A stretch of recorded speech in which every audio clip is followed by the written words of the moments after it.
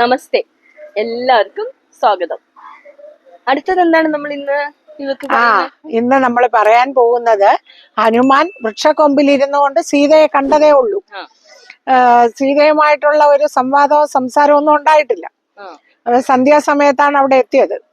രാത്രിയായപ്പോ രാവണൻ ആണിഞ്ഞൊരുങ്ങി സീതയുടെ അടുത്തേക്ക് എത്തി സീതയോട് ഒരുപാട് പ്രണയലോലുപനായി ഒരുപാട് കാര്യങ്ങൾ സംസാരിച്ചു. ലങ്കയില് മഹാറാണിയായിട്ട് വാഴാം, ഒരുപാട് ഗുണഗണങ്ങൾ ഉണ്ടാകും എന്നെല്ലാം പറഞ്ഞു നോക്കി.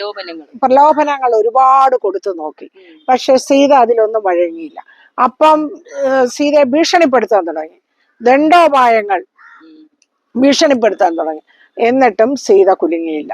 അവസാനം അവിടെ സീതയ്ക്ക് കാവലിരുന്ന രാക്ഷസിമാരോട് പറഞ്ഞു, കുറച്ച് ദിവസങ്ങൾക്കുള്ളിൽ സീതയെ പറഞ്ഞ് വശപ്പെടുത്തണമെന്ന് രാക്ഷസിമാർക്ക് നിർദ്ദേശം കൊടുത്തിട്ട് രാവണൻ പോയി. രാക്ഷസിമാര് ചുറ്റും ഇരുന്ന രാവണന്റെ ഗുണഗണങ്ങളൊക്കെ അങ്ങോട്ട് വർണ്ണിക്കാൻ തുടങ്ങി.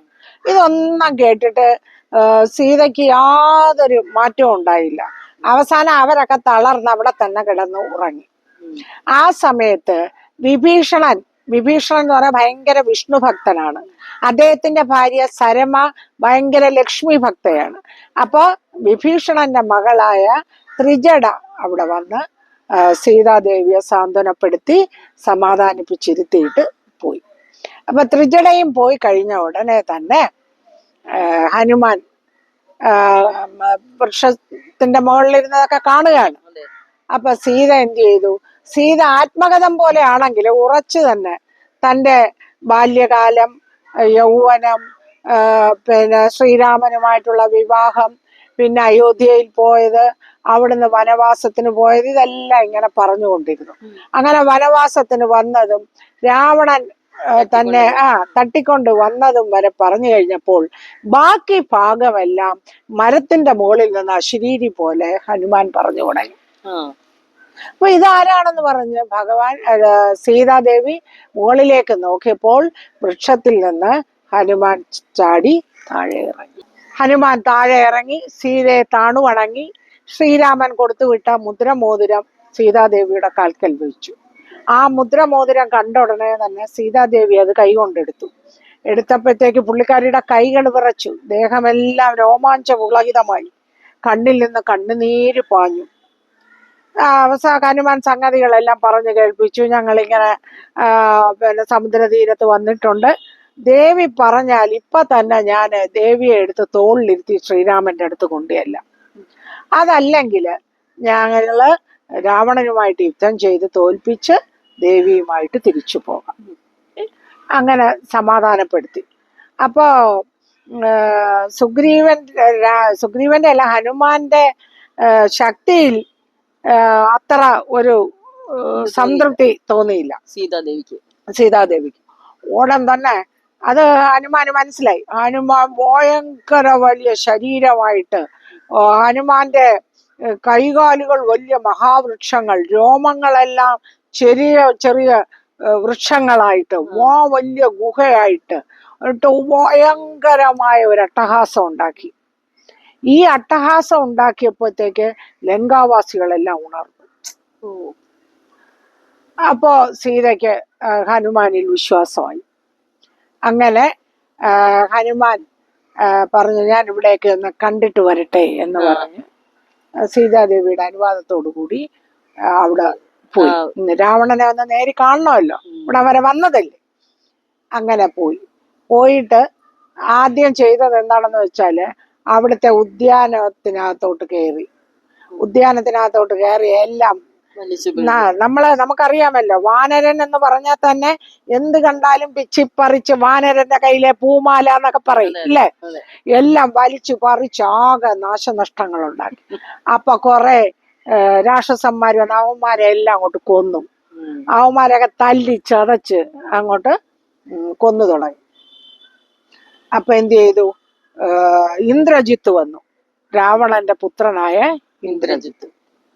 ഇന്ദ്രജിത്ത് വന്നിട്ട് മായാവിദ്യയിൽ മറഞ്ഞു നിന്നുകൊണ്ട് ബ്രഹ്മാസ്ത്രം പ്രയോഗിച്ചു. ബ്രഹ്മാസ്ത്രം ഹനുമാനിൽ പ്രയോഗിച്ചപ്പോ ഹനുമാൻ വഴങ്ങിക്കൊടുത്തു. അപ്പം ഹനുമാനെ കെട്ടി കയറ് കൊണ്ട് വരിഞ്ഞു കെട്ടി പിടിച്ച് രാവണ സന്നിധിയിലെത്തിച്ചു. ഈ ഉദ്യാനം തല്ലി തകർക്കാൻ പോകുന്നതിന് മുമ്പ് തന്നെ തന്റെ വിശ്വരൂപം ഹനുമാൻ സീതയ്ക്ക് കാണിച്ചു കൊടുത്തപ്പോ സീതയ്ക്ക് വിശ്വാസം വന്നിട്ട് 3 അടയാള വാക്യങ്ങൾ ശ്രീരാമൻ അറിയാൻ വേണ്ടി 3 അടയാള വാക്യങ്ങൾ സീതാദേവി പറഞ്ഞു കൊടുത്തു. അതിൽ ഒന്നാമത്തെ അടയാള വാക്യം, സീതാദേവിയുടെ സ്വയംവരം ഉണ്ടെന്ന് അറിഞ്ഞുകൊണ്ട് ശ്രീരാമനും വിശ്വാമിത്രനും ഒക്കെ കൂടെ ജനകന്റെ കൊട്ടാരത്തിൽ ചെന്നു. അവിടെ ചെന്ന് കൊട്ടാരത്തിൽ ഉണ്ടായിരുന്ന ശ്രീരാമൻ പതുക്കെ ഉദ്യാനം കാണാനായിട്ട് ഇറങ്ങി. അങ്ങനെ ഉദ്യാനം കാണാനായിട്ട് ഇറങ്ങിയ ശ്രീരാമന്റെ രൂപം സീത തന്റെ അന്തഃപുരത്തിലെ മാളികയുടെ പുറത്തുള്ള വരാന്തയിൽ ഇരിക്കുന്ന കണ്ണാടിയില് ശ്രീരാമന്റെ രൂപം കണ്ടു. അപ്പൊ ഒന്ന് നേരിൽ കാണാമെന്ന് പറഞ്ഞുകൊണ്ട് സീതാദേവി വരാന്തയിൽ നിന്ന് താഴേക്ക് നോക്കി. ആ സമയം ശ്രീരാമൻ ആ ഉദ്യാനത്തിലുള്ള തടാകത്തിൽ ഇങ്ങനെ നോക്കി നിൽക്കുകയായിരുന്നു. തടാകത്തിൽ സീതയുടെ രൂപം കണ്ടു. അങ്ങനെ സീതയുടെ രൂപം കണ്ടപ്പോഴത്തേക്ക് ശ്രീരാമൻ തിരിഞ്ഞു നോക്കി. അപ്പൊ രണ്ടുപേരും പരസ്പരം കണ്ടു. രണ്ടുപേരുടെ കണ്ണുകളും തമ്മിൽ ഇടഞ്ഞു. അത് കഴിഞ്ഞ് അതാണ് ഒരടയാള വാക്യം പറഞ്ഞത്. രണ്ടാമത്തെ അടയാള വാക്യം, തന്റെ വിശ്വസ്തയായ പരിചാരികയുടെ കയ്യിൽ ഒരു പ്രേമലേഖനം ശ്രീരാമന് കൊടുത്തു വിട്ടു. തന്റെ കൊട്ടാരത്തിൽ വന്ന് വസിക്കുന്ന ആളല്ലേ, അതിഥിയായിട്ടുള്ള അദ്ദേഹം അത് കൈപ്പറ്റുകയും തിരിച്ചു മറുപടിയും കൊടുത്തു. അത് രണ്ടാമത്തെ അടയാളവാക്യം. മൂന്നാമത്തെ അടയാളവാക്യം, വിവാഹമൊക്കെ കഴിഞ്ഞ് കൊട്ടാരത്തിൽ ചെന്നു. ഒരു ദിവസം രാത്രിയിൽ തന്റെ അനുജത്തിമാരുമായിട്ടൊക്കെ കുശലപ്രശ്നമൊക്കെ നടത്തിക്കൊണ്ട് അവിടെ ഇരിക്കുകയായിരുന്നു, അത്താഴമൊക്കെ കഴിഞ്ഞിട്ട്. അപ്പൊ ശ്രീരാമൻ എന്ത് ചെയ്തു, അന്തഃപുരത്തിൽ കിടക്കുകയായിരുന്നു. ശയനമുറിയിൽ ശയിക്കാനായിട്ട് പോയി കിടക്കുകയാണ്. അപ്പോ സീത അവരുമായിട്ടൊക്കെ വർത്താനം പറഞ്ഞ് കുറേ സമയം കഴിഞ്ഞ് തിരിച്ചു വന്നപ്പോ തന്റെ പ്രിയതമൻ ഉറങ്ങുകയാണെന്ന് ധരിച്ച് അദ്ദേഹത്തിന്റെ നെറ്റിയിൽ ഒരു ചുംബനം അർപ്പിച്ചു. അദ്ദേഹം പെട്ടെന്ന് ഉണർന്ന് സീതയെ കെട്ടിപ്പുണർന്നു. ഇതാണ് 3 അടയാളവാക്യം കൊടുത്തത്. ഈ അടയാളവാക്യമൊക്കെ മനസ്സിലാക്കി സീത തന്റെ ചൂടാമണിയും ഹനുമാന്റെ കൊടുത്തു. അപ്പൊ ഇതെല്ലാം ഭദ്രമാക്കി വിശേഷങ്ങൾ, അടയാളവാക്യങ്ങൾ മനസ്സിലും മറ്റേത് സ്വന്തം ശരീരത്തിലും സൂക്ഷിച്ചുകൊണ്ടാണ് ഉദ്യാനത്തിൽ ഇറങ്ങിയത് ഹനുമാൻ. എന്നിട്ട് എല്ലാം തെല്ലി തകർത്തു. ഉടനെ രാക്ഷസന്മാരൊക്കെ വന്നു, അവരെയൊക്കെ അടിച്ചോടിച്ചു കൊന്നു. അത് കഴിഞ്ഞപ്പോൾ ഇന്ദ്രജിത്ത്, മേഘനാഥൻ, ഇന്ദ്രജിത്തിന്റെ മറ്റൊരു പേരാണ് മേഘനാഥൻ. അദ്ദേഹം ബ്രഹ്മാസ്ത്രം പ്രയോഗിച്ചപ്പം എന്നെ വരിഞ്ഞു കെട്ടട്ടെ എന്നും പറഞ്ഞ് കെട്ടി നേരെ രാവണ സന്നിധിയിലെത്തി. രാവണ സന്നിധിയിലെത്തിയപ്പോ രാവണൻ സിംഹാസനത്തിൽ ഇരിക്കുകയില്ലേ. അപ്പൊ ഇദ്ദേഹം എന്ത് ചെയ്തു, തന്റെ വാലിനെ വളച്ച് വളച്ച് വളച്ച് വളച്ച് വളച്ച് രാവണനെ മുകളിലായിട്ട് സിംഹാസനം പോലെ ആക്കി അതിലിരുന്ന് ഇവര് തമ്മിൽ സംസാരിച്ചു. സീതയെ ശ്രീരാമനെ വിട്ടുകൊടുക്കാനാണ് ഹനുമാൻ പറഞ്ഞത്. അപ്പോ രാവണൻ അതൊന്നും കേട്ടില്ല. കേൾക്കാത്തപ്പോഴത്തേക്ക് രാവണനെ പരിഹസിക്കാൻ തുടങ്ങി. രാവണനെ പരിഹസിച്ചു കഴിഞ്ഞപ്പോ രാവണന് ദേഷ്യമായി. കോപാകുലനായ രാവണൻ ഹനുമാനെ ചിത്രഛേദം ചെയ്യാനായിട്ട് പറഞ്ഞു. കഴുത്ത് വെട്ടുക. അപ്പൊ വിഭീഷണൻ പറഞ്ഞു, ഒരിക്കലും അത് പാടില്ല. ദൂതനായിട്ട് വന്ന ആളിനെ അങ്ങനെ ചെയ്യുന്നത് മാതൃഹത്യക്ക് തുല്യമാണ്, അമ്മയെ കൊല്ലുന്നതിന് തുല്യമാണ്. എന്നാ ഒരു കാര്യം ചെയ്, ഇവന്റെ വാലിൽ തീ കൊളുത്തി അങ്ങ് വിട്ടേരെ എന്ന് പറഞ്ഞു. കാരണം വാനരന്മാരുടെ മുഖ്യമായ ഒരു ശരീരാവയവമാണ് വാല്. അപ്പൊ വാലിൽ തീ കൊളുത്തി വിട്ടേക്കാൻ പറഞ്ഞു. ഇത് കേട്ട് അവരെല്ലാരും കൂടെ ഹനുമാനെ പിടിച്ചു കെട്ടി, രാക്ഷസ പടകളെല്ലാം കൂടെ പിടിച്ചു കെട്ടി തുണി ചുറ്റാൻ തുടങ്ങി. തുണി ചുറ്റേ ഇദ്ദേഹം വാലങ്ങോട്ട് തടിച്ച് നീളത്തിൽ താടിമാട് പോലെ അങ്ങോട്ട് നീക്കിയിട്ട് കൊടുത്തു. ചുറ്റി അവന്മാര് തളർന്നു. അവസാനം അവന്മാര് നിവർത്തിയില്ലാതെ എണ്ണ ഒഴിച്ച് അത് കത്തിച്ചു. തുണിയും തീർന്നു. തുണി തീർന്നെന്ന് പറഞ്ഞാൽ അവര് ചുറ്റി കഴച്ചു ക്ഷീണിച്ചു. അപ്പോ അദ്ദേഹം എന്ത് ചെയ്തു, ലങ്കയിലെ സകല കൊട്ടാരത്തിന്റെ മുകളിൽ ചെന്ന് ഇരുന്ന് ആ തീ അവിടെ എല്ലാം പടർത്തി ആ ലങ്ക നഗരത്തെ നശിപ്പിച്ചു. അത് സീത ഇരുന്ന ശിംശുഭ വൃക്ഷ ചുവട്ടിലും വിഭീഷണന്റെ കൊട്ടാരത്തിലും മാത്രം അഗ്നി എത്താത്ത വിധത്തിൽ ബാക്കി എല്ലായിടത്തും തീ വെച്ച് നശിപ്പിച്ചിട്ട് നേരെ നദീതീരത്ത് വന്ന് സമുദ്രതീരത്ത് വന്ന് തന്റെ വാലിലുള്ള ബാക്കി തീയൊക്കെ കെടുത്തി കളഞ്ഞിട്ട് അദ്ദേഹം നേരെ സമുദ്രം ചാടിക്കടന്ന് തിരിച്ച് ശ്രീരാമന്റെയും ലക്ഷ്മണന്റെയും അടുത്തെത്തുമ്പോൾ ആദ്യം പറയുന്ന കണ്ടേൻ ഞാൻ സീതയെ എന്നാണ്. സീതയെ കണ്ടു എന്നല്ല, കണ്ടേൻ ഞാൻ സീതയെ എന്ന് വെച്ചാൽ ആ കണ്ടു എന്നുള്ളതാണ് ആദ്യം പ്രധാനമായിട്ട് ശ്രീരാമനോട് പറയുന്നത്.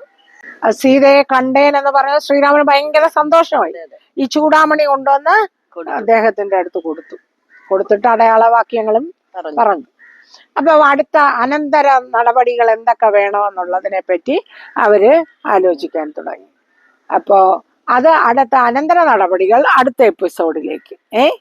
അപ്പൊ ഈ എപ്പിസോഡ് നിങ്ങൾ ലൈക്ക് ചെയ്യണം, ഷെയർ ചെയ്യണം, സബ്സ്ക്രൈബ് ചെയ്യണം. മാത്രമല്ല നിങ്ങളുടെ സംശയങ്ങൾ ചോദിക്കുകയും വേണം. സംശയങ്ങൾ നിങ്ങളുടെ മെസ്സേജ് കമന്റ് ബോക്സിൽ ഇട്ട് കഴിഞ്ഞാൽ ടീച്ചർ ആ സംശയങ്ങൾക്ക് ടീച്ചറിന് അറിയാവുന്ന വിധത്തിൽ മറുപടി ഇടുന്നതായിരിക്കും.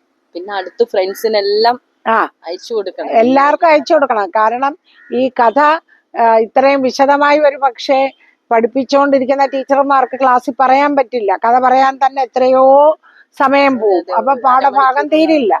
അപ്പൊ അതുകൊണ്ട് ഈ കഥകൾ നിങ്ങൾ ശ്രദ്ധിച്ചു കേട്ടാൽ നിങ്ങൾക്ക് കുറെ കാര്യങ്ങളൊക്കെ മനസ്സിലാക്കാൻ എളുപ്പമായിരിക്കും. ശരി, അപ്പോ എല്ലാവർക്കും വീണ്ടും നമസ്തേ. ഇനി അടുത്ത ഭാഗം നമുക്ക് നാളെ കാണാം. അപ്പോൾ ഇതിന്റെ ബാക്കി ടീച്ചറമ്മ നിങ്ങൾക്ക് പറഞ്ഞു തരും. എല്ലാവർക്കും നന്ദി, നമസ്കാരം.